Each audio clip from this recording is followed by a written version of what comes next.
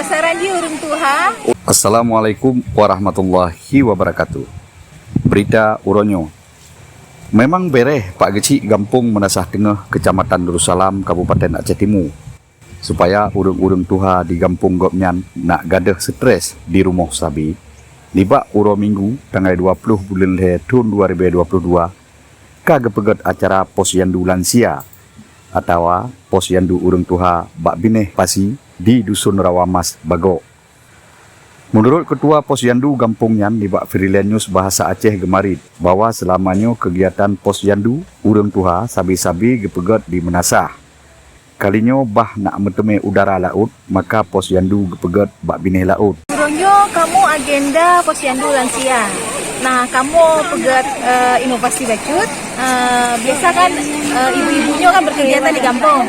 Jadi karena agenda Posyandu sudah mulai dikelola mandiri, jadi ada kegiatan pemeriksaan kesehatan, sekalian aja kegiatan senamnya kamu kena ke pantai, sekaligus ketubit dari rutinitas sehari-hari. Sasaran di urung Tuha 60 tahun ke atas.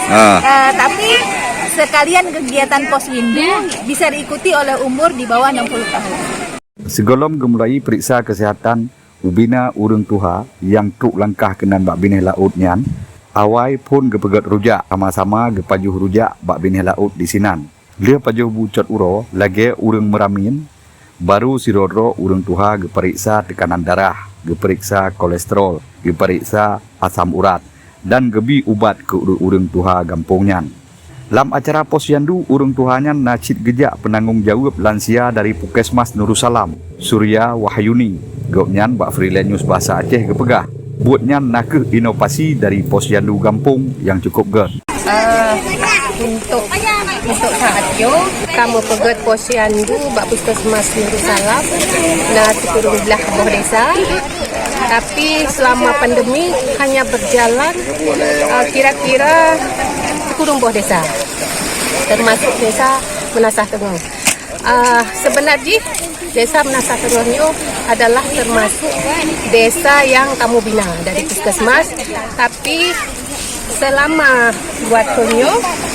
selama pandemi Menasah Tengah baru kalinya mempegat pelai Posyandu Lansia, dan desa Menasah Tengah dengan desa Kedai Bagok Sa dan desa Kedai Bagok 2 yang adalah termasuk desa yang paling ger yang kamu pantau selama headphone-nya berjalan.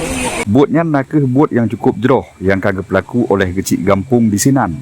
Selain natruk langkah keluarga urung Tuha, Bak Bineh Pasinyan, na sitruk langkah anak kuliah kerja lapangan dari Poltekkes Kemenkes Aceh. Urungnyan gejak pengon urung Tuha Gampung Menasah Tengah Ubineh Pasi di Bak Watenyan.